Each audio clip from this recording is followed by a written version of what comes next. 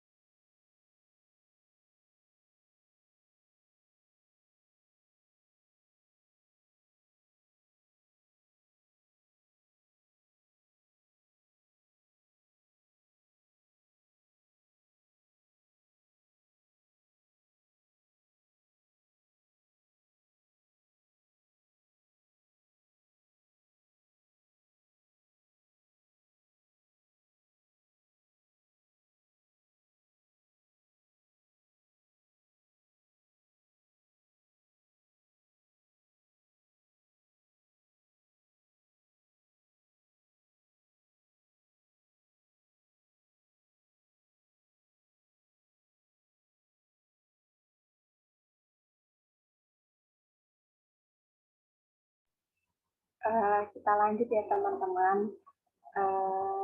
Jadi tadi nyampe presipitasi. Tadi kan apa namanya, uap airnya tadi itu kan udah yang nyampe, awannya tuh udah nyampe yang ada di titik jenuh. Jadi kalau misal awan dia tuh udah nggak bisa yang namanya nampung uap air, dia tuh bakal jadi konsekuensinya dia tuh bakal jadi yang namanya hujan. Nah, jadi si awan tuh turun jadi hujan yang namanya presipitasi. Hujannya itu berupa air kalau nggak salju. Terus konsekuensinya dari presipitasi itu ada yang namanya runoff, infiltrasi, sama intersepsi. Nah, kalau di runoff sendiri itu pergerakan aliran air di permukaan tanah melalui sungai. Jadi aliran air yang dia tuh dari si presipitasinya itu tadi terus turun ke permukaan jadi yang namanya runoff. Terus ada yang namanya infiltrasi. Infiltrasi itu perembusan air ke dalam tanah melalui pori-pori. Jadi kayak si air tadi itu apa ngerembus ngerembus airnya tuh ngerembus ke dalam tanah. Kayak misal tuh kalau hujan itu kan genteng-gentengnya itu begitu. Nah, itu tuh bakal airnya tuh bakal yang kayak ngerembes ke dalam-dalam rumah gitu. Terus yang terakhir tuh intersepsi. Intersepsi itu sendiri tuh kayak misal air hujannya tuh ngenain, misal ada pohon, itu pohon terus air hujannya tuh kayak ngenain dahan-dahannya, terus rantingnya, lapisan ke ke dalam tanah, dia cuma nyampe selesai di pohonnya tadi itu, kayak cuma nyampe di akar tumbuhannya. Nah, ulangin lagi, jadi siklus hidrologi itu kebagi jadi beberapa variabel yang nanti tuh bakal kepake di namanya siklus.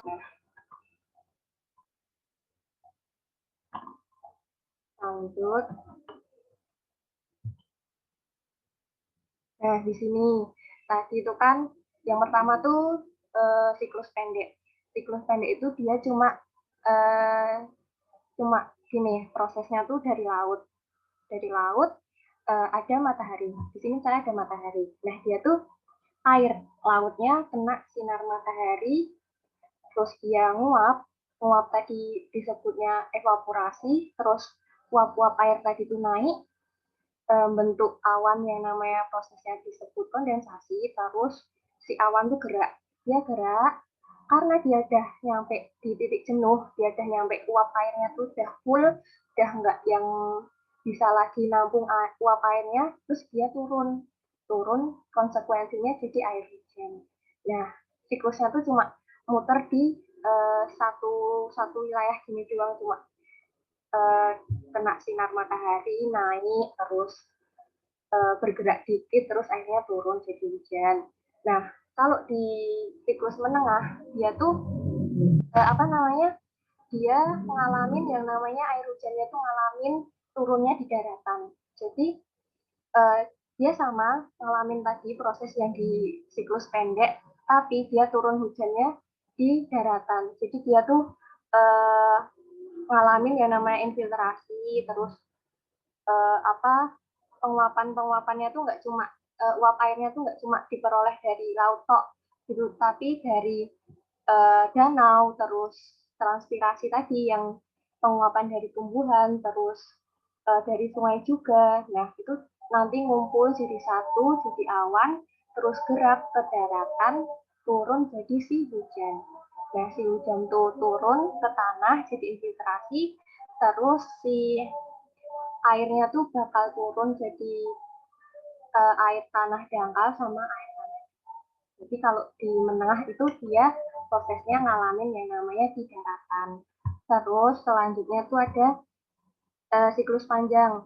Nah, di siklus panjang tuh perbedaannya dari siklus menengah tuh dia ngalamin hujan di pegunungan. Nah, dia tuh hujannya bisa berupa es atau salju. Proses evaporasinya tadi dia juga dapat dari penguapan salju dan geyser. Jadi dia ngalamin apa evaporasinya dapat dari laut, geyser, transpirasi dari tumbuhan gitu. Nah, ini lebih kompleksnya, bisa disebut ini tuh siklus panjang. Dia tuh memperoleh evaporasi dari laut, bisa dari apa badan air, terus dari tanah juga, terus dari vegetasi, terus dia bakal jadi awan, terus geraknya tuh jadi hujannya turun di pegunungan-pegunungan ini, terus si airnya tuh bakal turun gara-gara apa gerak gravitasi, ada gravitasi kan turun gini, terus ngalamin infiltrasi jadi air tanah juga, terus balik lagi ke laut. Nah, gitu. Jadi siklus hidrologi ini cuma membantu kalian buat tahu air tuh apa prosesnya tuh kayak gimana. Nah, kita masuk ke air tanah.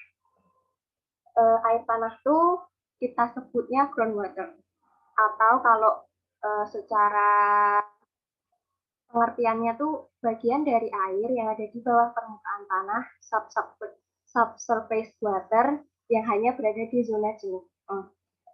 Mesti kalian tuh kayak nggak ngerti maksudnya tuh apa pengertiannya. Lebih jelasnya lihat di gambar ya teman-teman. Jadi, nah ini kan tadi tuh dijelasin kalau apa air tanah tuh berada di bawah permukaan di zona jenuh air. Nah, jadi ini kan permukaan tanah. Nah, dia tuh adanya di zona jenuh air. Nah, jadi air tanah itu adanya di sini. Prosesnya kan tadi ada presipitasi. Nah, si presipitasi itu kan air hujannya turun, terus dia mengalami yang namanya infiltrasi. Terus di zona ini tuh kan di zona di dalam tanah itu ada dua zona, yaitu zona aerasi sama zona saturasi. Kalau zona aerasi itu dia masih yang ada kayak udaranya sama airnya, jadi dia masih yang bisa meloloskan yang masih bisa melolosin air. Sedangkan kalau yang si zona saturasi itu dia yang udah jenuh sama air, jadi benar-benar di sini tuh cuma ada air doang gitu. Nah, yang tadi yang zona aerasi itu nama lainnya tuh unsaturated zone. Terus kalau yang namanya saturated zone. Jadi dia nih, ini kan gambarnya tuh masih kayak ada yang pori-porinya tuh masih kayak ada udaranya gitu kalau kalau dilihat lebih mikro. Sedangkan kalau yang saturasi itu dia benar-benar yang udah air doang gitu. Nah, dia meresapnya tuh melalui apa aja. Nah, di sini tuh ada yang namanya dia lewat pori-pori tanah bisa, terus retakan lapisan tanah, terus rongga-rongga tumbuhan. Jadi kan kalau di tanah gitu, dia kan kayak ada akar-akarnya. Nah, itu tuh kayak ada rongga-rongganya tumbuhan yang bisa ngalirin si air ke dalam. Nah, kayak gini gambarnya tuh kayak masih si aerasi itu masih yang kayak ada udaranya ini.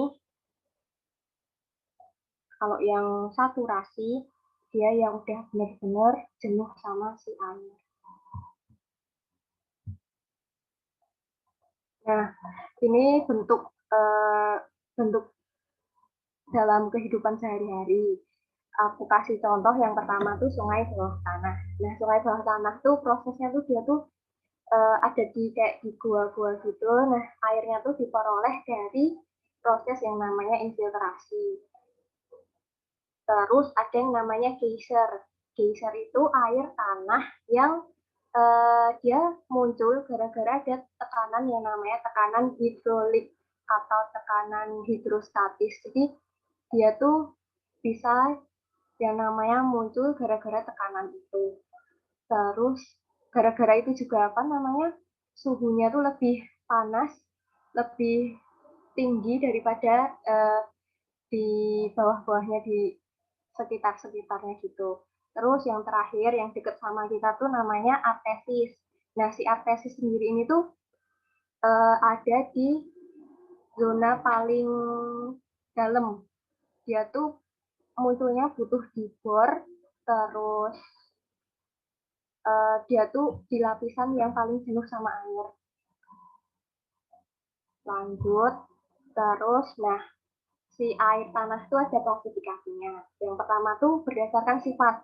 Nah, kalau berdasarkan sifat tadi yang awal itu tadi yang zona aerasi sama zona saturasi. Kalau zona saturasi itu yang benar-benar air tanah. Kalau yang zona aerasi itu kita sebutnya tuh air gantung atau air pados. Nah, si aerasi itu dibagi lagi jadi tiga. Yang pertama tuh soil water. Nah, dia tuh air gantung dekat permukaan yang tersedia bagi akar tumbuhan. Nah, si soil water tuh biasanya ada di sini, jadi kayak deket sama yang namanya akar-akar tumbuhan. Terus ada yang namanya gravity water. Nah, itu tuh lapisan air tanah semi artesis. Semi artesis tuh kayak semi dalam nama lainnya. Nah, dia tuh mungkin mungkin beradanya tuh berada di sini di tengah-tengah sini. Terus yang ketiga, capillary water. Itu tuh air gantung yang tersimpan dalam ruang merambut atau kapiler. Ruang merambut tuh di sini di peralihan antara zona aerasi sama si zona saturasi. Nah, terus kalau air tanah berdasarkan letaknya, letak tuh dibagi jadi dua.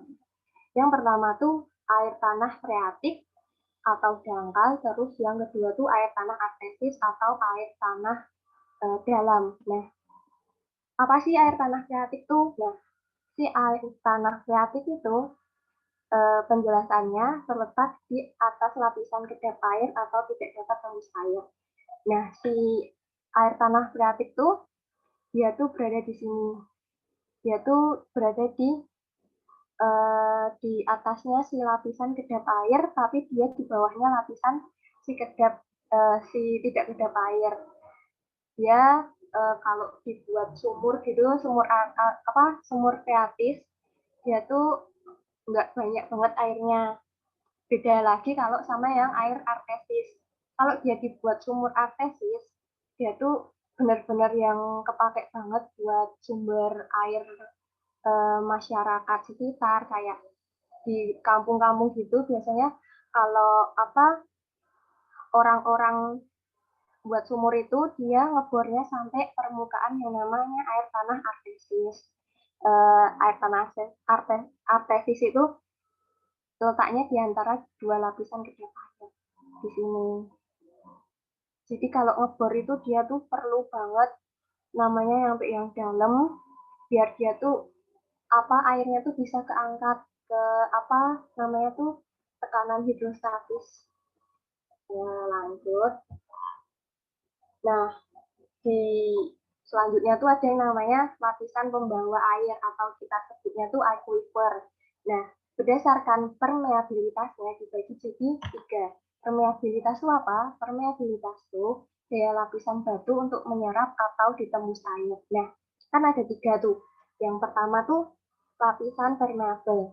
Di lapisan permeabel sendiri tuh ini tuh masih kayak yang pori-porinya besar sama banyak. Contohnya kerikil, koral, pasir. Nah itu kan kalau dibayangin dia tuh masih bisa yang uh, nyerap nyerap air, masih yang bisa ketemu sama air. Kalau misal kayak di pantai gitu kan pasirnya tuh langsung kalau kena ombak, ada ombak gitu, dia tuh langsung yang airnya langsung yang turun turun ke bawah lapisannya gitu. Nah terus ada yang namanya lapisan semi permeable. Lapisan semi permeable itu kekedapannya sedang, jadi nggak yang melolosin air banget sama nggak yang kedap banget sama air. Jadi dia kayak di antara permeable sama impermeable. Nah contohnya tuh tanah los sama gambut. Terus yang ketiga ada lapisan impermeable. Lapisan impermeable sendiri tuh cirinya tuh pori-porinya kecil dan sedikit. Jadi dia contohnya tuh kayak batuan lanau. Batuan lanau tuh kan kayak yang sifatnya tuh padat yang nggak bisa ketembus sama air. Terus ada yang namanya si tanah liat. Nah, kan tanah liat itu kan yang kayak kalau kena air hujan gitu dia yang malah jadi apa becek-becek gitu. Nah, terus ada lempung. Nah, eh, kuncinya tuh kalau tembus air tuh dia tidak kedap air, kalau tidak tembus air itu berarti dia kedap air gitu. Lanjut terus, nah tadi kan aquifer, terus di sini tuh aquifer tuh tergolong jadi masuk ke dalam sifat batuan terhadap penyimpanan air. Jadi si aquifer itu masuknya di tipe-tipe aquifer. Yang pertama tuh aquifer. Aquifer sendiri tuh dia tuh mampu yang namanya menyimpan sama meloloskan air dalam jumlah berarti. Maksudnya dalam dalam jumlah berarti itu dia berarti yang banyak yang bisa keserap gitu. Dia formasi batuannya tuh yang cukup dan mampu buat menyimpan sama meloloskan air. Terus ada yang kedua, aquiclut.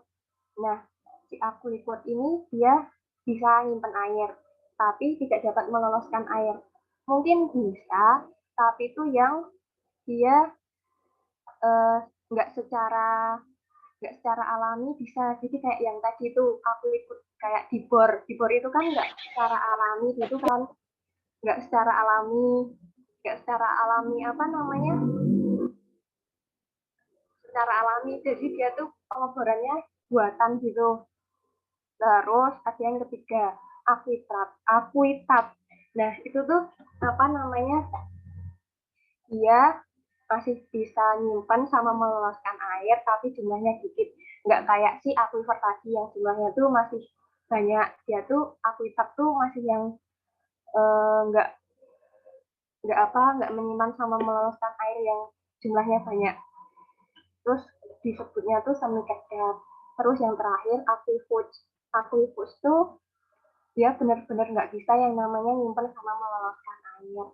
Nah, contoh-contohnya tuh kalau aquifer tuh pasir, kerikil, terus kalau aquifer tuh lempung, akuifer tuh lempung pasiran, terus aquifer tuh batu granit.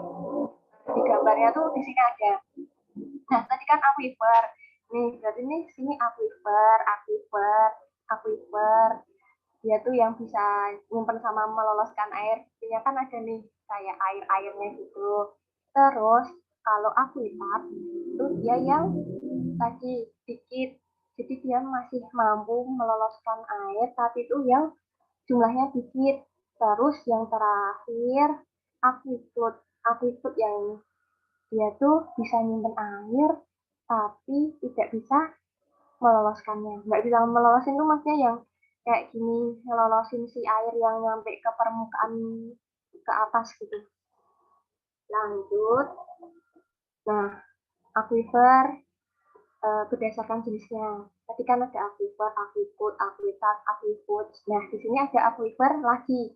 Aquifernya itu berdasarkan eh, tak tertekan sama tertekan. Nah, aquifer tak tertekan tuh dia lapisan lolos air yang hanya sebagian terisi oleh air dan berada di atas lapisan kedap air. Nah, ini aquifernya, aquifer tidak tertekan.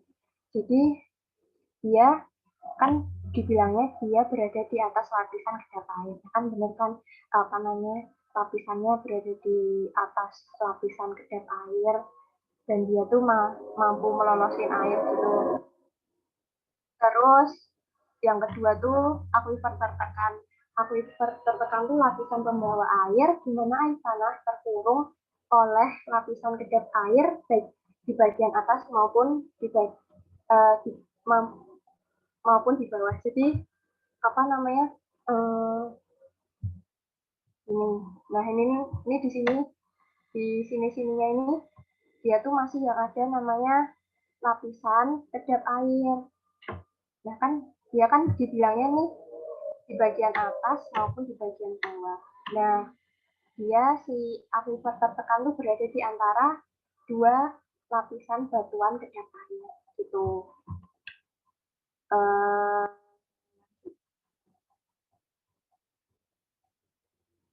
nah, di apa namanya?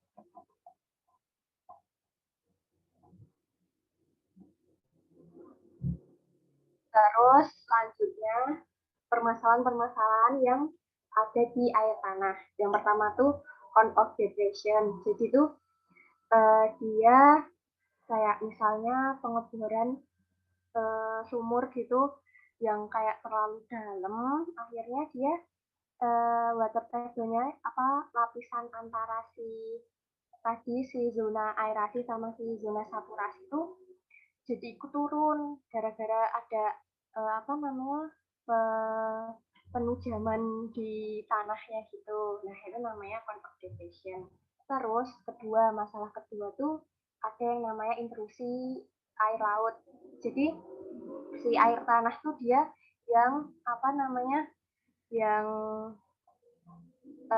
ke kemasukan namanya si air laut gitu. Jadi si air tanah tuh nggak benar-benar yang murni air tanah, tapi dia sedikit kayak rada asin-asin gitu. Terus yang ketiga, yang terakhir itu ada yang namanya permasalahan air tanahnya terkontaminasi. Jadi kalau di perkotaan-perkotaan gitu, dia kan kayak banget limbah-limbah, kayak limbah pabrik, terus zat-zat kimia yang digunain sama apa misal apartemen-apartemen gitu. Nah, dia kan uh, misal limbahnya dia nggak yang dibuang secara secara benar, terus akhirnya dia tuh uh, zat-zat kimianya tuh kena sama yang namanya si air tanah tadi. Bentar, hapus dulu.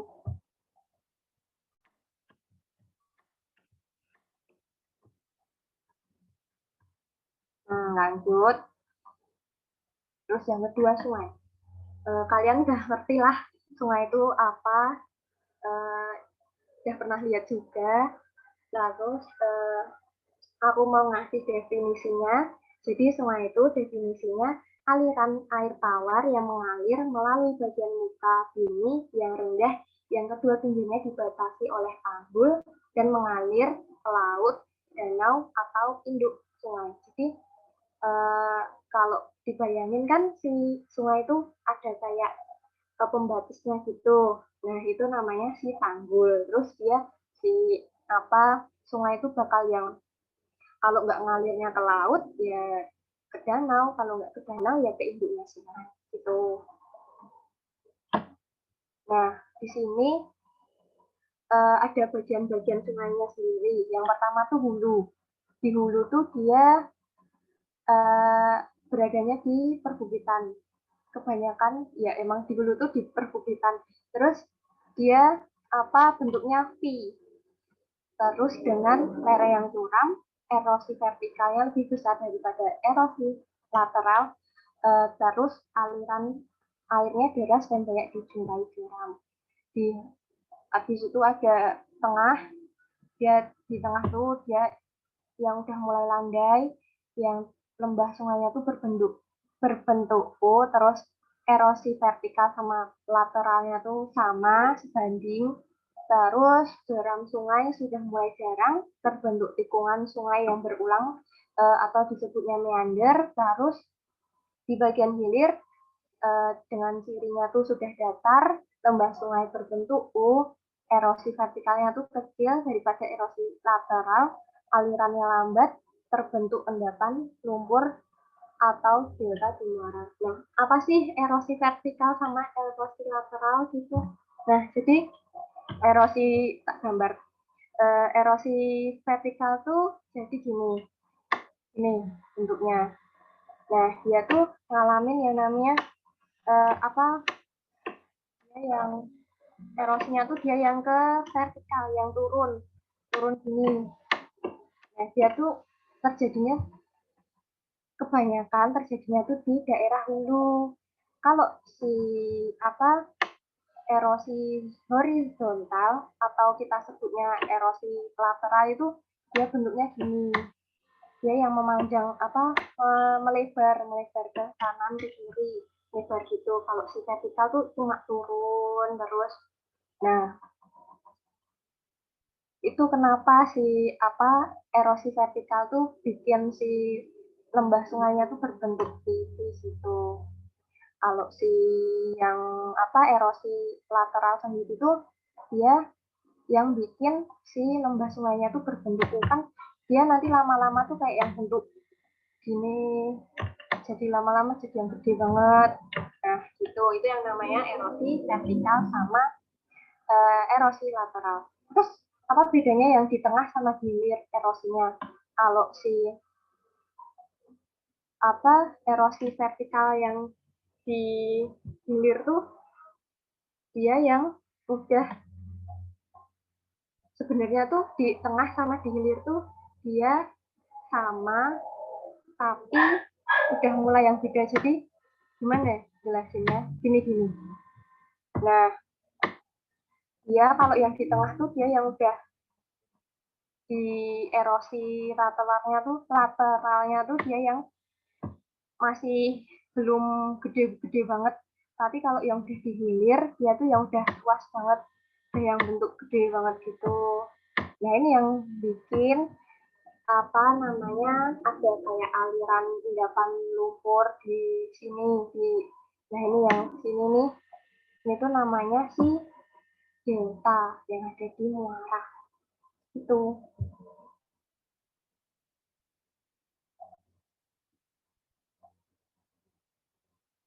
Lanjut ya teman-teman.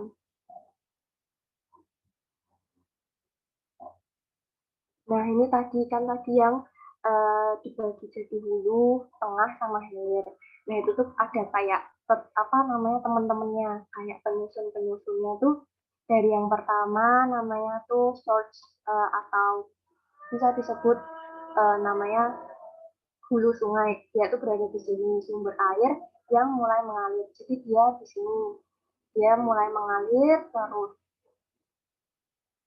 uh, jadi yang namanya si anak sungai atau penjelasannya itu suatu sungai atau arus kecil yang mengalir ke dalam suatu arus yang lebih besar. Jadi anak sungai ini tuh bakal yang ke satu sungai. Kan dia kayak mesti di sini tuh kayak banyak banget anak-anak sungai, terus dia tuh bakal ke satu induknya. Terus yang ketiga ada yang namanya meander. Meander itu kelokan sungai yang terbentuk karena adanya reaksi dari aliran sungai. Jadi dia apa sih namanya kalau erosi itu kan nanti kayak ada yang namanya proses pengendapannya. Itu tuh nanti pada ngendap terus nanti bakal jadi yang namanya kelokan-kelokan sungai. Terus yang keempat ada pertemuan sungai. Pertemuan sungai itu nah ini tadi yang tadi apa anak-anak sungai itu bakal ketemu di satu titik yang namanya pertemuan sungai. Terus ada yang namanya punggung sungai. Nah, di punggung sungai, punggung bukit. Jadi si punggung sungai atau si punggung bukit itu dia bukit sedimen yang saling berhadapan untuk melindungi daratan dari genangan aliran sungai. Jadi di sini tuh dia bakal yang kebentuk karena apa endapan-endapan endapan-endapan yang endapan-endapan apa ya?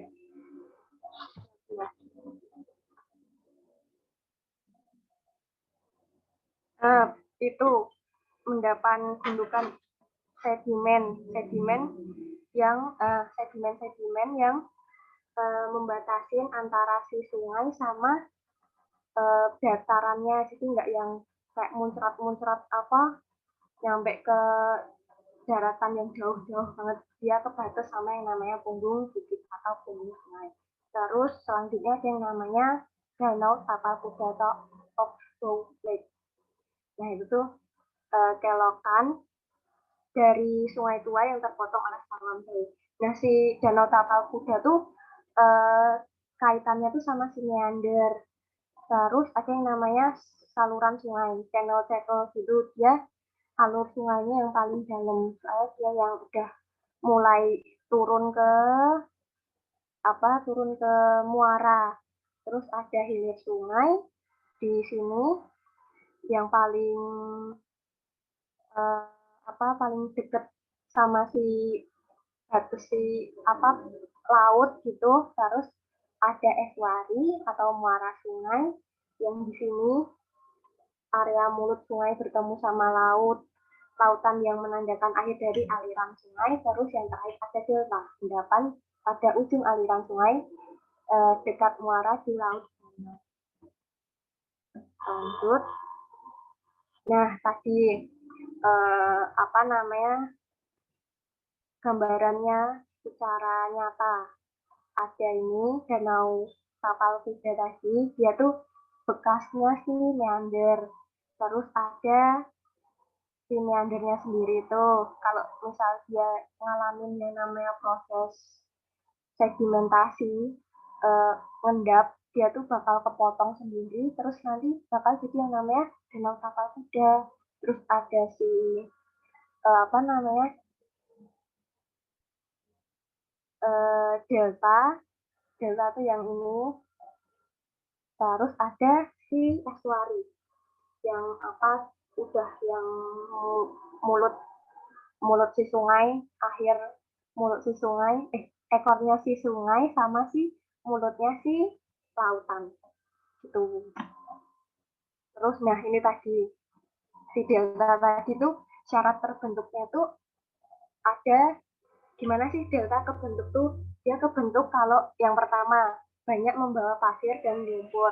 Terus yang kedua bermuara di laut dangkal, tenang dan terbuka. Terus yang Ketiga, perbedaan pasang surut laut tidak terlalu besar. Jadi kalau misal pasang surutnya gede, dia tuh nggak bakal yang terbentuk yang namanya delta.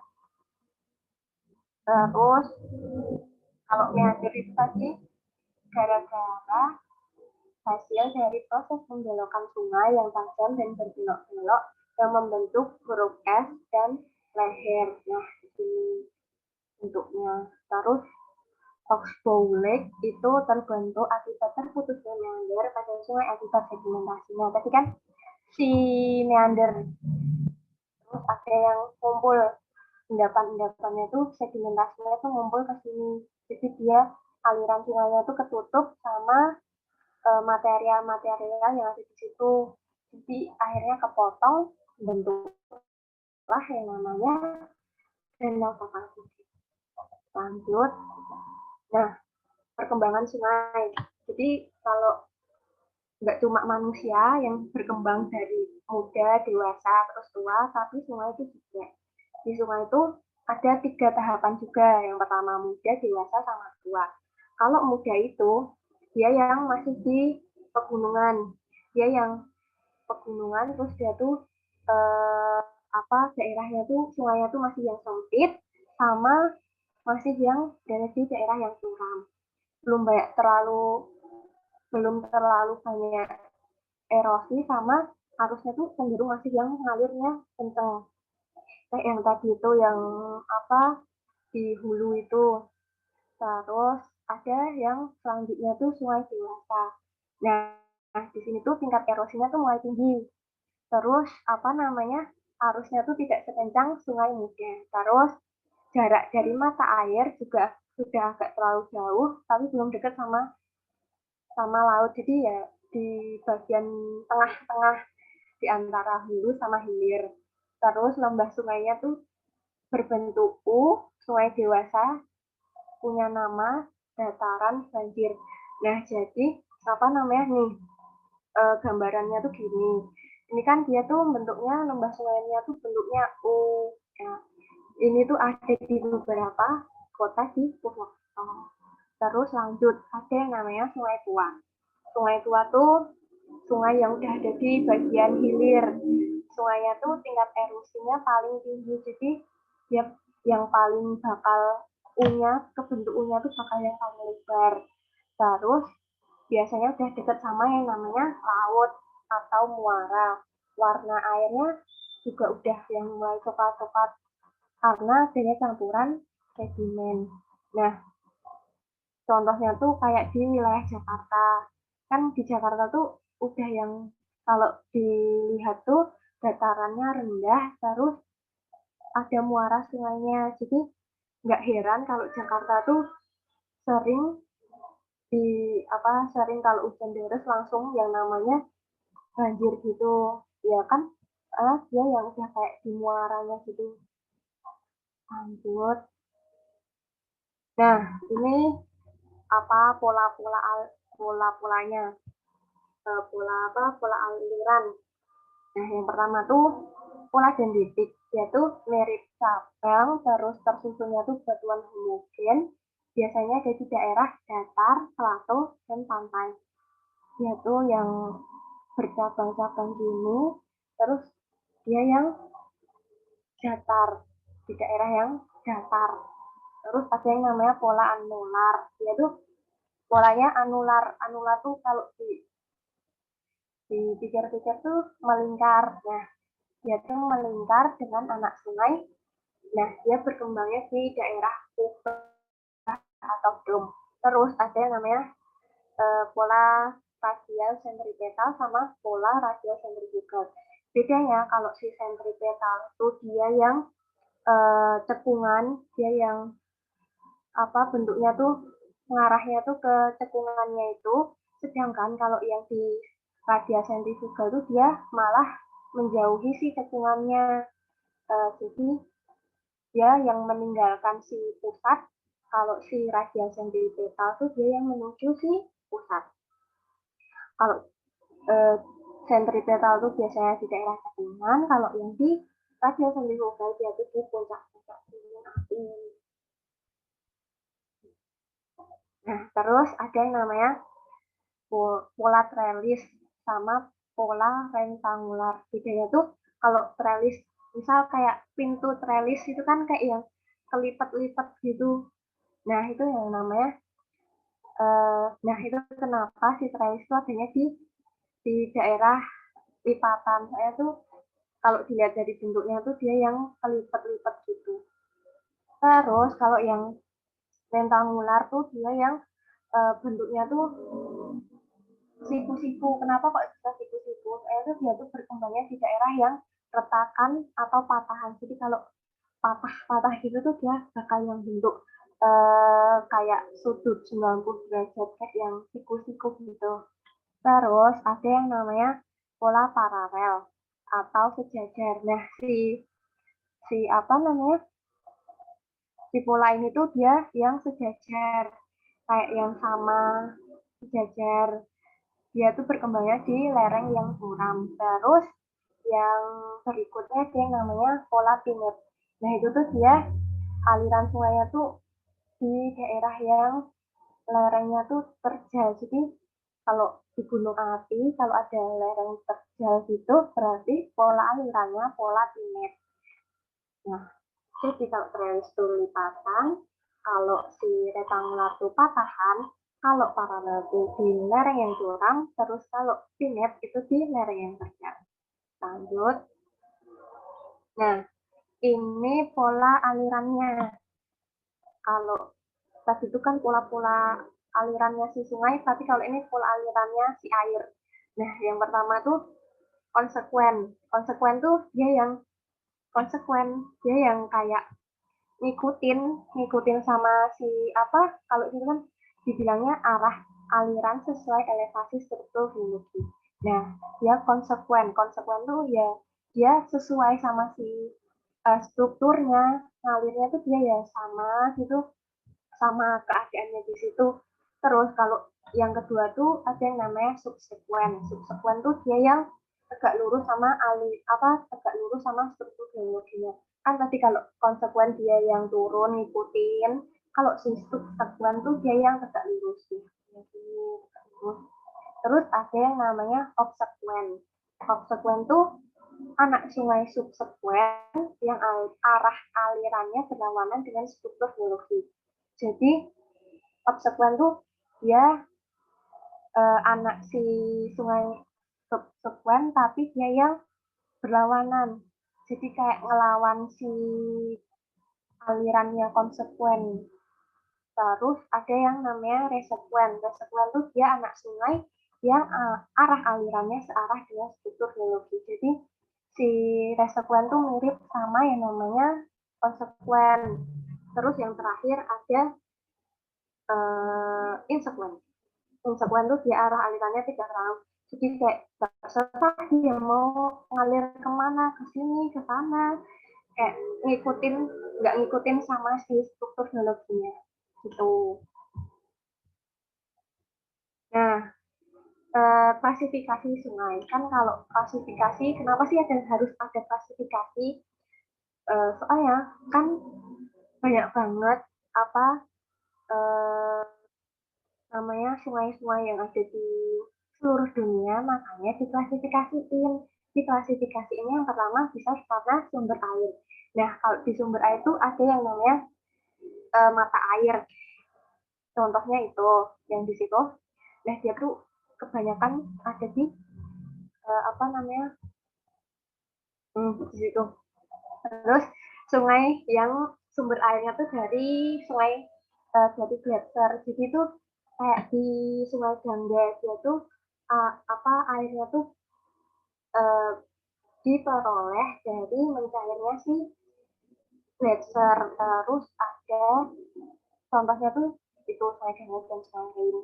Terus ada yang sungai dari hujan. Dia itu sumbernya dari hujan. Jadi kalau nggak hujan dia ya sungainya nggak ada airnya.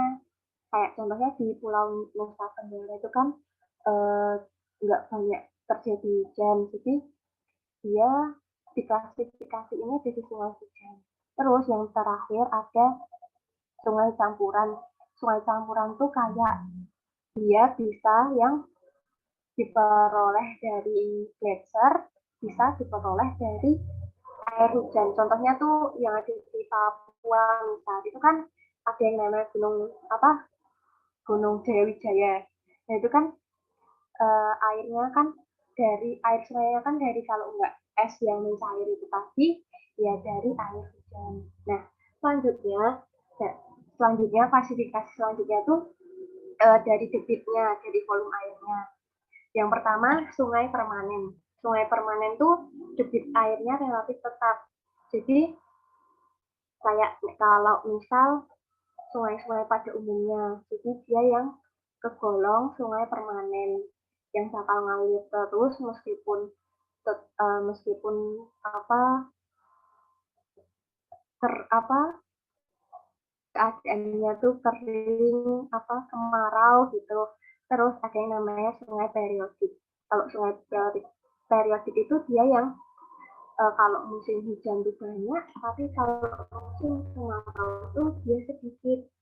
Jadi kalau hujan ya airnya ketampungnya tuh banyak, jadi yang kayak eh, volumenya air tuh banyak, terus pas kemarau volume airnya tuh sedikit. Contohnya sungai Bengawan Solo. Terus ada sungai episodik atau intermittent. Itu kalau musim hujan eh, banyak, tapi kalau musim kemarau sedikit sama-sama kayak sungai periodik.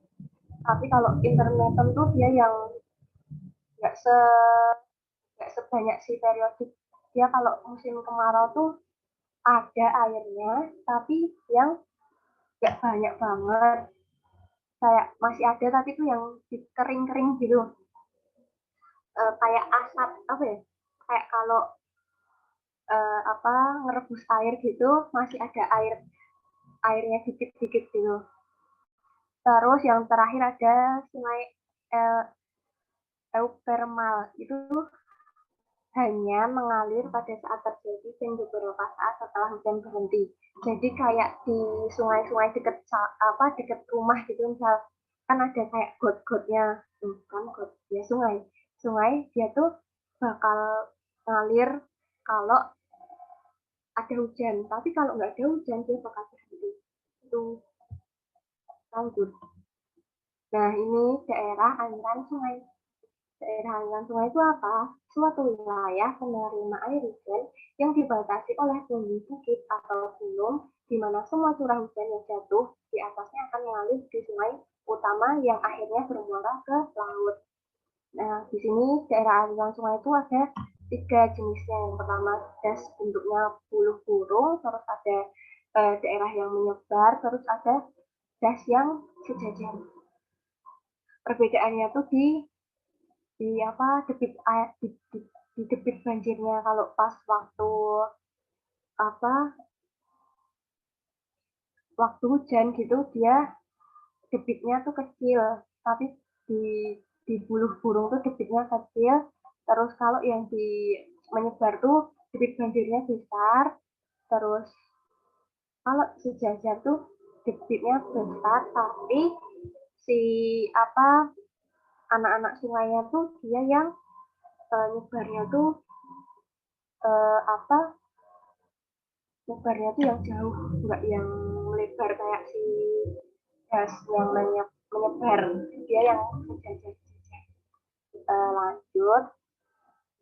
Nah, danau tuh apa?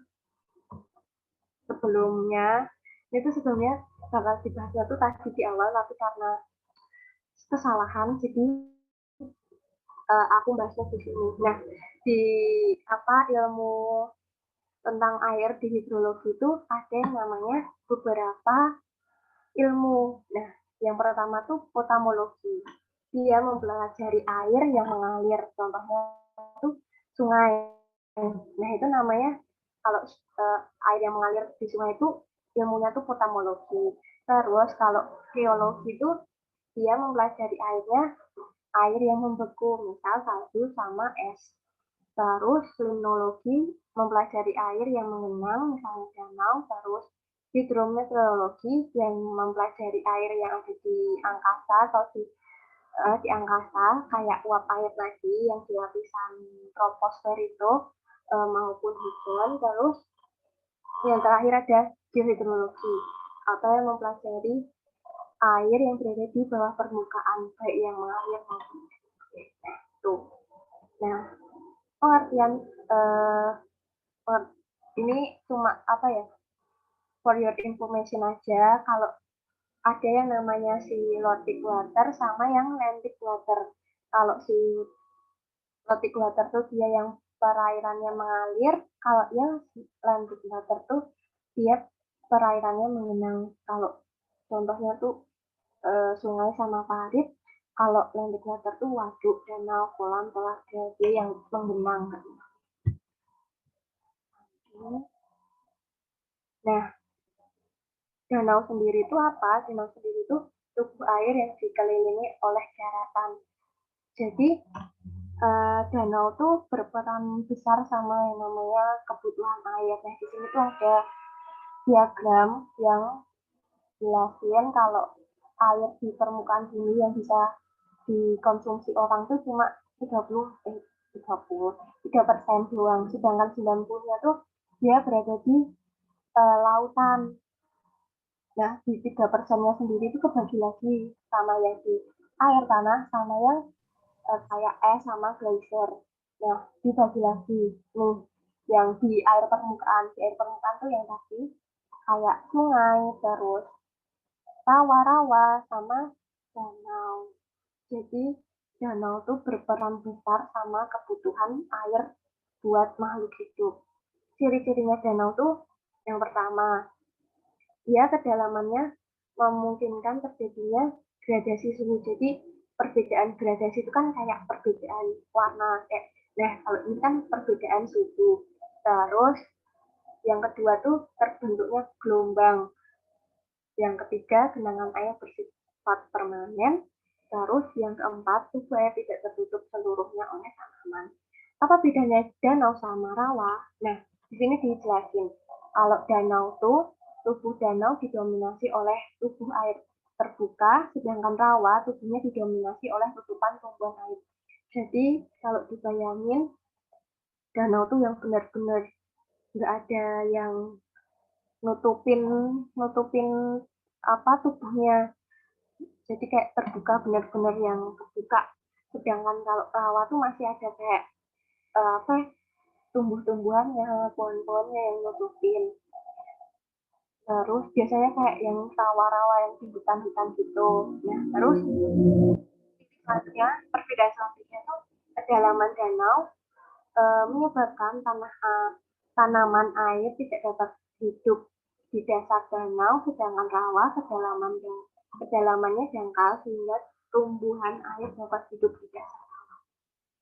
Jadi, jadi apa namanya? Si danau tuh kedalamannya nggak bisa bikin tumbuhan-tumbuhan tuh hidup. Kalau si rawa dia masih yang nggak dalam banget kayak danau dan dia tuh masih ada tumbuhan-tumbuhannya yang bisa hidup di situ. Lanjut. Nah, ini contohnya. Jadi apa contoh si danau berdasarkan proses terjadinya. Jadi kalau yang pertama tuh tektonik terjadi karena kegiatan tektonisme. Contohnya danau, tornado, itu yang seperti yang dijelasin di situ. Lebih jelasnya tuh tektonik, proses tektonik itu gimana? Jadi si tektonik tuh dia adanya retakan, terus retakan dan lipatan yang selalu diiringi sama perpotongan. Jadi gini, perpotongan gini kan. Nah, di setiap lipatan dan retakannya yang selalu diiringi apa namanya si perpotongan gitu. Nah, dia akhirnya kayak keisi sama kan dia kayak yang ini kayak ada wadah gitu buat si air, buat nampung si air. Jadi dia akhirnya membentuk yang namanya danau. Kayak turun-turun gitu jadi si danau lagi jadinya. Nah, itu namanya proses berdasarkan tektoniknya. Terus vulkanik, dia tuh terjadinya karena kegiatan vulkanik, kegiatan erupsi gunung api. Jadi misal ini ada gunung, dia tuh misal lavanya keluar dari dalam permukaan terus ngalir ke lavanya tuh ngalir ke permukaan gitu, terus ke akhirnya dia menghalangi lembah sungai, kebentuk yang namanya danau. Kalau enggak tuh biasanya tuh akibat letusan gunung api. Nah, karena kebetulan si apa kan gunungnya tuh meletus, terus dia yang akhirnya tuh ngebentuk apa ya, depresi, cekungannya gitu, akhirnya keisi yang namanya air air gitu, akhirnya terbentuk danau. Terus ada yang namanya tektonik vulkanik, dia tuh terjadi akibat kegiatan tektonisme sama vulkanisme, kayak yang tadi terjadi kayak ada gunungnya, terus karena kebetulan tuh daerahnya aktif sama lempengnya aktif, maka terjadinya patahnya tadi membentuk cekungan wadah gitu buat si air masuk gitu. Jadi tektonik vulkanik tuh gara-gara gunung yang meletus sama patahan atau retakan tadi. Contohnya tuh Danau Toba. Terus yang keempat, Danau Kars itu terjadi karena proses karstifikasi di kawasan perbatuan karst atau dolomit. Contohnya tuh danau-danau di Pegunungan Sewu atau Danau Gunung Gede. Terus yang terakhir danau glasial. Itu prosesnya terjadi karena pengendapan yang membendung aliran glasial membentuk basin yang kemudian terisi air. Contohnya itu danau yang ada di Cina, Qinghai Lake.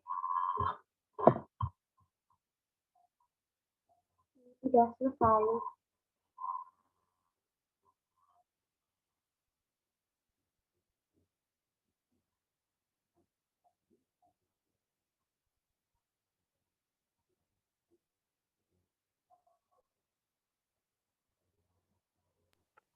Nah, tadi udah selesai teman-teman pemaparan materinya. Tadi gimana, ada yang mau tanyain nggak? Mumpung ada Kak Indi nih.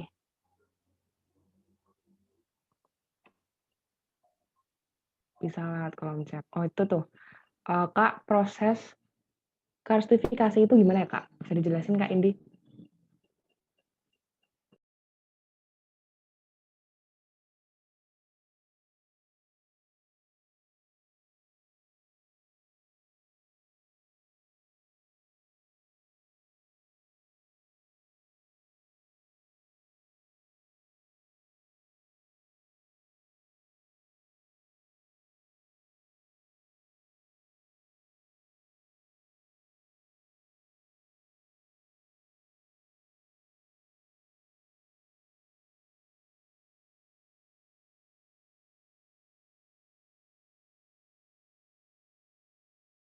Proses karstifikasi itu tuh kalau nggak salah dia tuh batuan kapur yang kena kena proses kena kayak air hujan, terus kena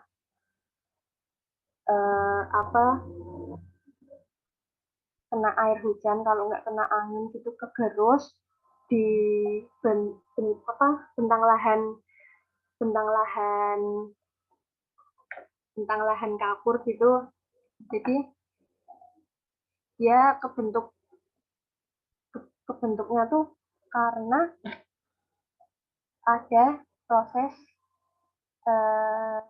sedimentasi si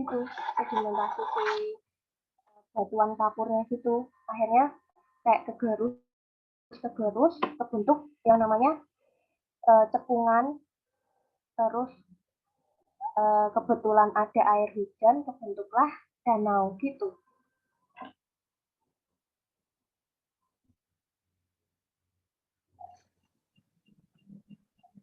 Oke, tadi buat yang tanya udah jelas belum ya? Kalau belum jelas, bisa apa namanya bilang belum jelas, nanti aku jelasin lagi.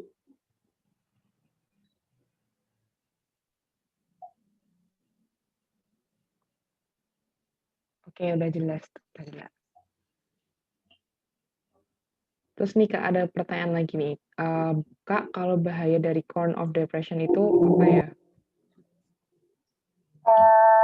Bahayanya itu kan itu tadi muka airnya kan turun, jadi itu dia bakal apa permukaan di tanahnya itu juga ikut turun, kayak misal di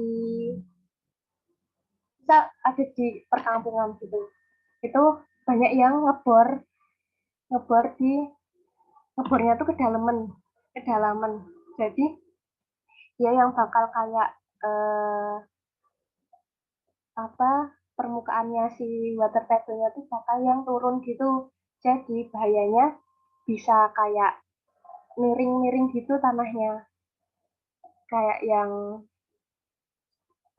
apa namanya kayak yang nggak rata gitu loh permukaannya gitu.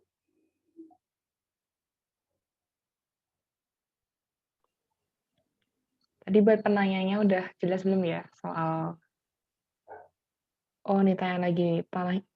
Oke, tanahnya jadi Ya, amblas gitu ya Kakak. benar. Jadi amblas. Oke, oke. Ada nggak yang mau tanya?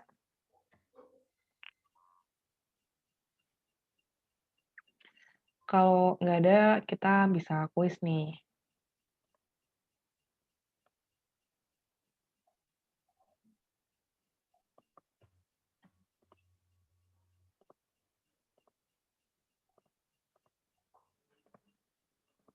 Oke, karena nggak ada yang tanya, kita kuis ya untuk linknya.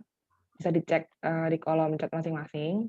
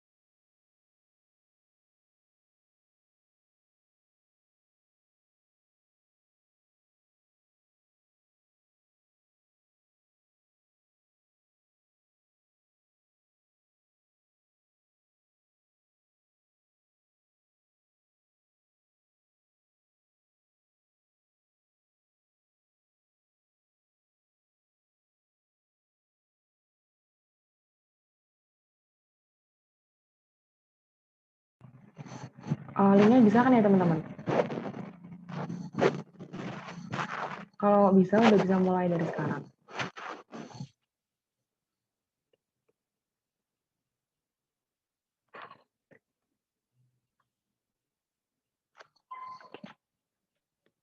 Waktunya 15 menit ke depan ya. Semangat.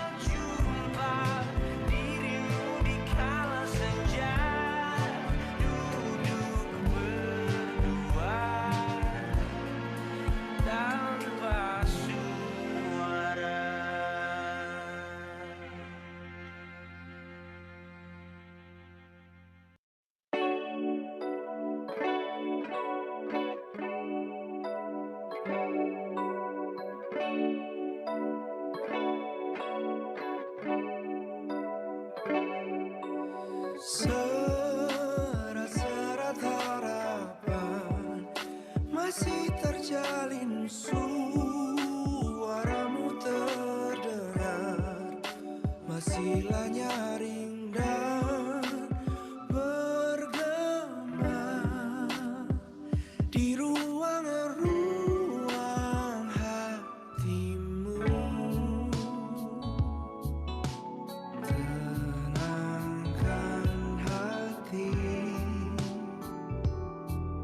Semua ini bukan salahmu.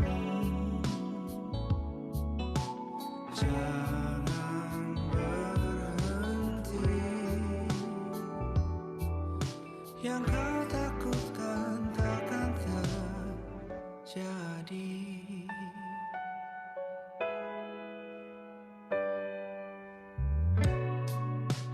Yang dicari hilang, kejar lari, yang ditunggu, yang diharap, biarkanlah semesta bekerja untukmu. Tenangkan hati, semua ini bukan salahmu. Jangan berhenti. Yang kau takutkan takkan terjadi.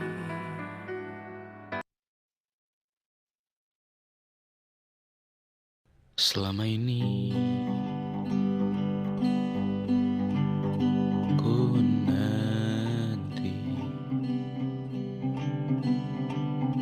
yang ku berikan datang berbalik, tak kunjung pulang. Apapun yang terbilang di daftar pamrihku seorang,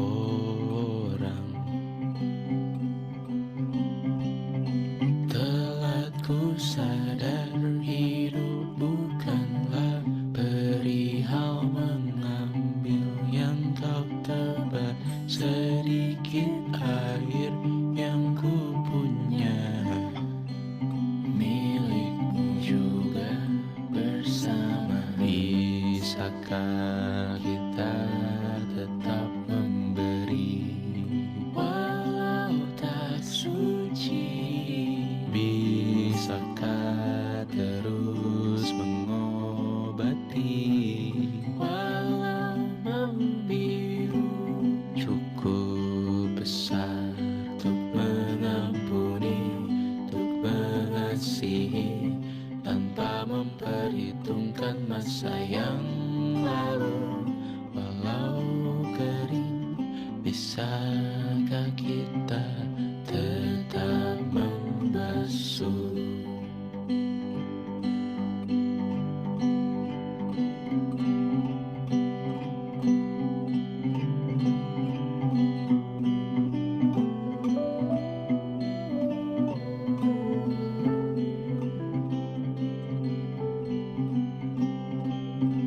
Kita bergerak dan bersuara, berjalan jauh, tumbuh bersama, sempatkan pulang ke beranda untuk mencatat hidup dan harganya. Bisakah kita tetap memberi walau tak suci? Bisakah terus mengobati walau membiru? Cukup besar untuk mengampuni, untuk mengasihi tanpa memperhitungkan masa yang lalu. Walau kering, bisakah kita tetap membasuh? Mengering sumurku terisi kembali, ku temukan makna hidupku di sini. Mengering sumurku terisi kembali, ku temukan makna hidupku di sini. Bisakah kita tetap memberi walau tak suci? Bisakah terus mengobati walau membiru? Cukup besar untuk mengampuni, untuk mengasihi tanpa memperhitungkan masa yang lalu. Walau kering, bisakah kita tetap membasuh? Membasuh.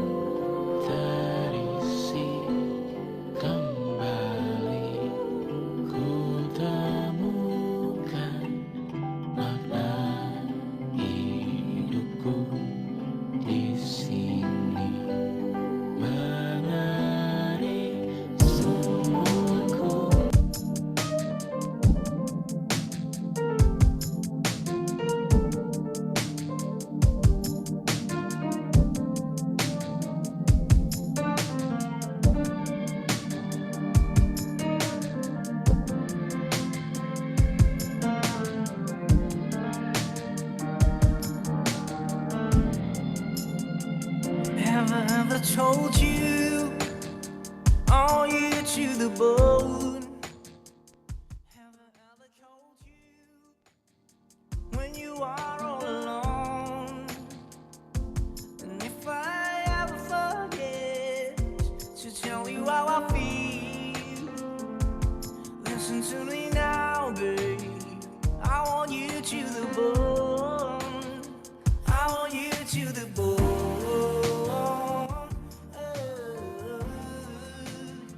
I want you to the bone.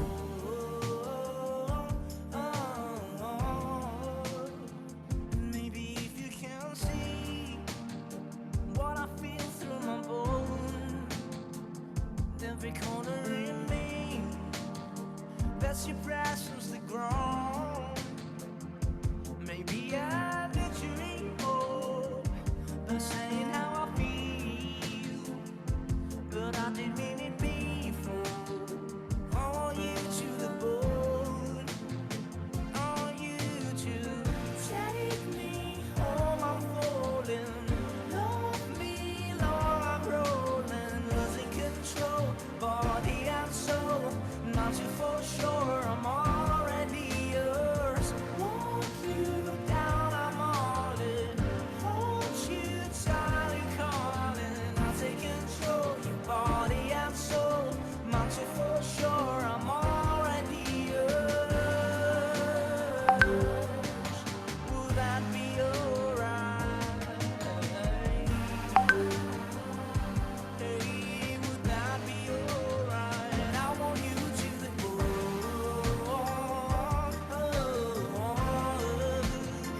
So bad I can't breathe. I want you to the bone.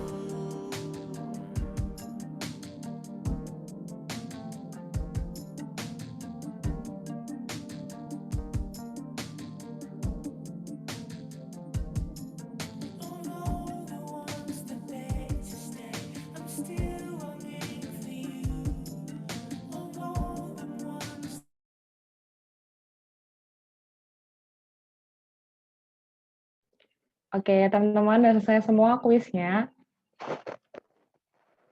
Jadi gimana? Susah nggak? Salah berapa? Semoga aja pada benar semua ya. Lanjut aja, kita langsung ke pembahasan kuis-kuisnya tadi buat Kak Indi. Persilakan.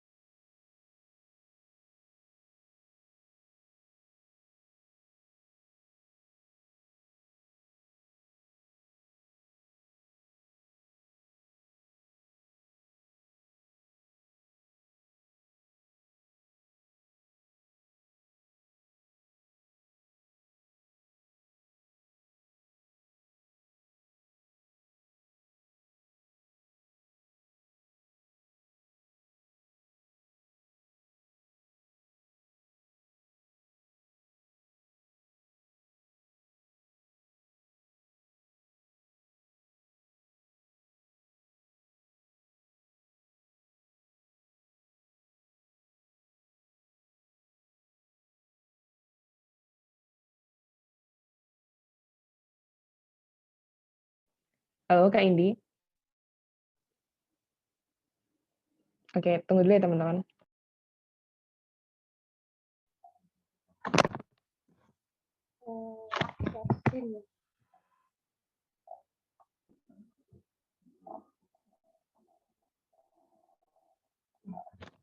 Nggak kelihatan dong.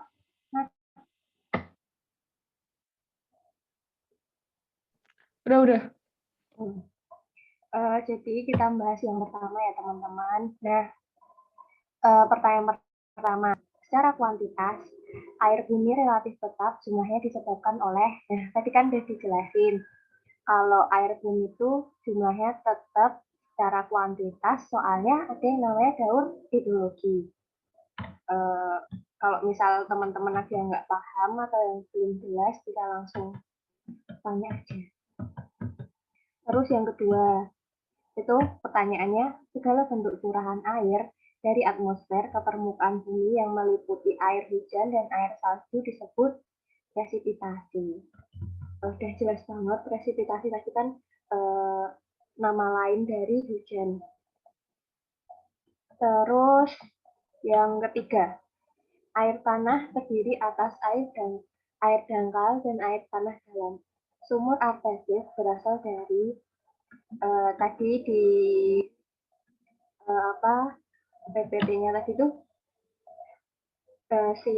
si sumur artesis itu berasal dari akuifer sama si air tanah tertekan.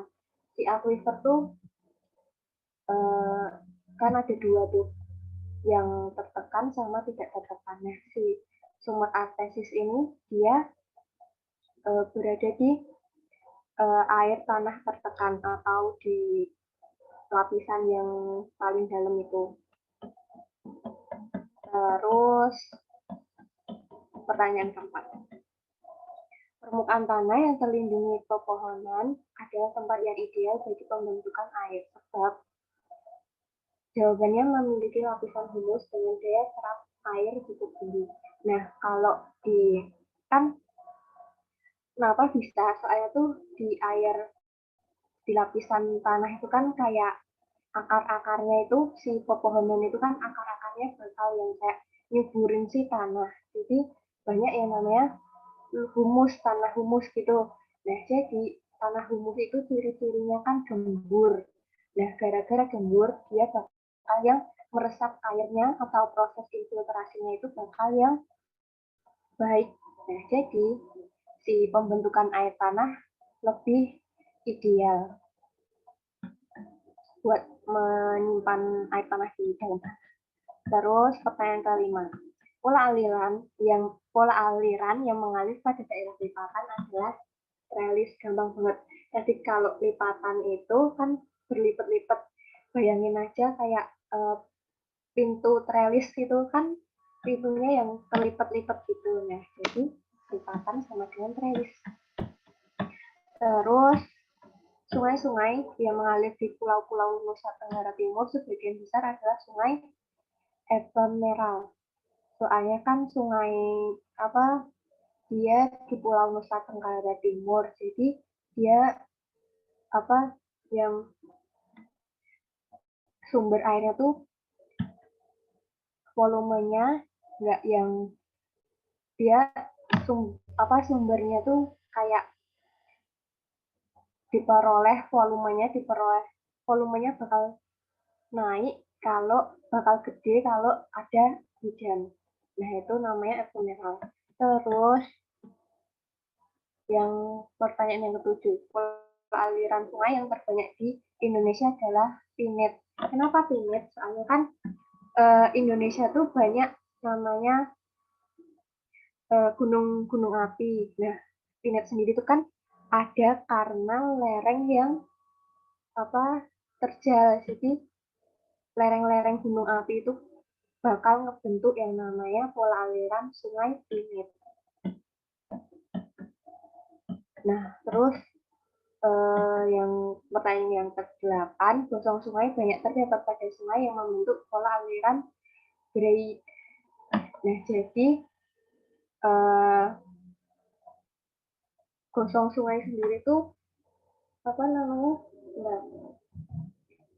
gosong sungai sendiri itu kayak yang di antara daratan sama di antara yang sungainya itu. Jadi itu namanya si gosong sungai. Dia tuh terletaknya di situ. Nah, dia banyak terdapat di pola yang pola aliran grade. Pola alirannya tuh kayak benar.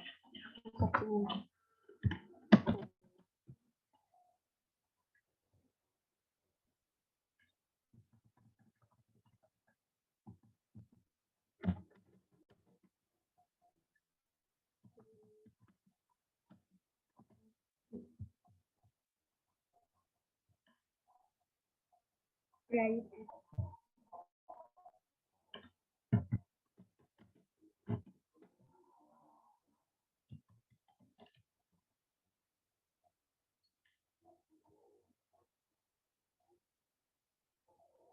Nah ini sungainya kayak gini.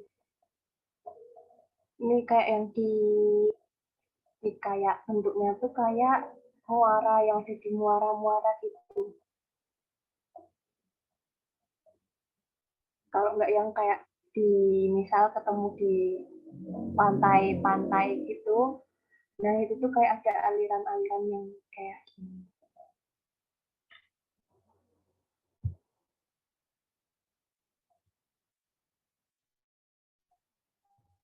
Nah itu namanya sih gosong. Terus yang ke-9, satuan bentuk lahan yang mempunyai potensi air bersih yang tinggi adalah yang pertama tuh dataran kaki dan dataran fluvio gunung api sama lembah antar gunung api. Jadi itu kan si air bersih itu kan biasanya adanya di pegunungan. Misal kayak air mineral, air kemasan gitu kan diperolehnya dari pegunungan. Jadi ya di dataran tinggi, di dataran kaki kalau nggak di lembah gunung api. Terus pertanyaan yang ke-10, sungai yang mengalir mengikuti lereng asli disebut sungai konsekuen. Tadi kan sungai konsekuen itu kan konsekuen, jadi yang ikut sama si struktur geologinya. Terus pertanyaan yang ke-11, Danau Mati Oxbow Lake terbentuk dari aliran meander yang terputus sebab sedimen diendapkan pada bagian luar dari aliran meander. Benar, dia Danau Mati itu terbentuk dari aliran meander yang terputus, terus sebabnya dia sedimennya itu terendapkan di bagian luar dari aliran meander. Jadi pilihannya itu B, karena pertanyaan yang benar dan berhubungan. Benar dan benar tuh benar. Benar tuh. Terus yang ke-12, proses geologi yang membentuk Danau Toba itu vulkanotektonis ini gampang banget. Kayak dah pertanyaan-pertanyaan yang sering muncul gitu. Terus pertanyaan ke-13, bagian permukaan bumi yang airnya mengalir ke sungai yang bersangkutan apabila turun hujan disebut daerah aliran sungai. Jadi kalau pas hujan turun gitu, dia bagian permukaan bumi yang airnya mengalir ke sungai yang bersangkutan. Jadi sungai-sungainya itu namanya daerah aliran sungai. Terus pertanyaan ke-14, terjadinya presipitasi dengan intensitas tinggi menyebabkan hal-hal berikut kecuali selalu menyebabkan banjir. Jadi hujan itu nggak selamanya bikin banjir. Bisa aja disebabkan karena penggunaan lahan di perkotaan gitu, misal dia kan nggak ada tanahnya misal, terus nggak ada pohonnya, dia airnya tuh nggak bakal yang mengalami infiltrasi, dia bakal yang mengalami run off, jadi dia cuma ketampungnya di situ, nggak bisa ngalir. Kalau opsi-opsi yang lain kan mengganggu lalu lintas, bisa kan misal hujan tuh intensitasnya tinggi, jadi kayak pengendara gitu nggak bisa melihat dengan jarak pandang yang jauh, terus dapat menyebabkan longsor tanah itu bisa karena kalau di dataran tinggi itu kan kalau misal hujannya deras, dia langsung yang nggak kuat nampung si air hujan, dia langsung yang mengalami namanya longsoran. Terus kerusakan tanaman pertanian yang masih ini bisa Soalnya kan kalau misal di sawah-sawah gitu air hujannya yang intensitasnya tinggi, dia bakal ngalamin yang namanya jenuh sama si air. Jadi dia bakal yang langsung membusuk. Terus opsi yang terakhir merupakan pasokan air sisa. Dia bakal masuk ke danau terus jadi si sumber si pasokan sumber daya. Terus pertanyaan yang selanjutnya, benar soalnya kan penurunan air tadi itu kan penurunan airnya kan besar-besaran gitu. Terus karena dia nggak yang dikonservasi air, nggak ada umpan baliknya gitu di daerah resapan airnya, jadi dia ngalamin kekosongan di lapisan akuifer. Jadi di lapisan akuifernya tuh dia nggak ada yang namanya air gitu. Sudah selesai.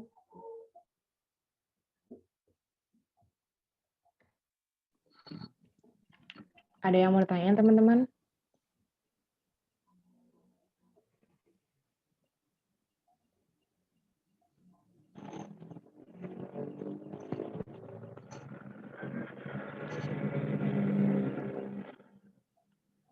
Mungkin udah jelas semua kali ya Kak ya?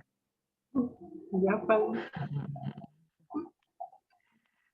Kalau misalnya udah nggak ada yang mau tanyain, atau mungkin teman-teman mau tanya, cuman malu aja gitu, bisa langsung chat ke Kak Indinya langsung nanti, atau bisa lewat di grup Pinter Bareng nanti.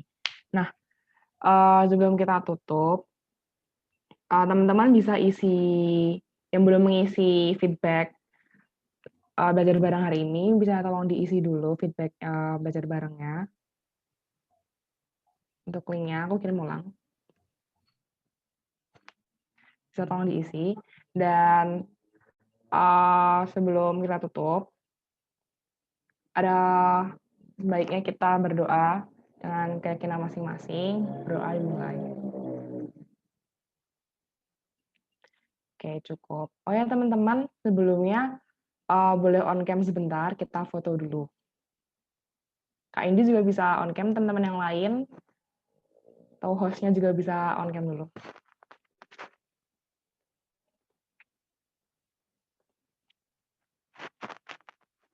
Yuk, yuk.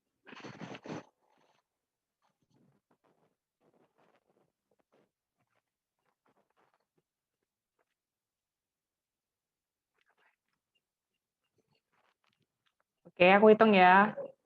3, 2, 1. Sekali lagi. 3, 2, 1. Oke, makasih semuanya. Makasih juga yang udah hadir pada malam hari ini. Semoga ilmu yang dapat nantinya bermanfaat dan semangat terus, sukses buat UTBK-nya. Wassalamualaikum warahmatullahi wabarakatuh. Sama.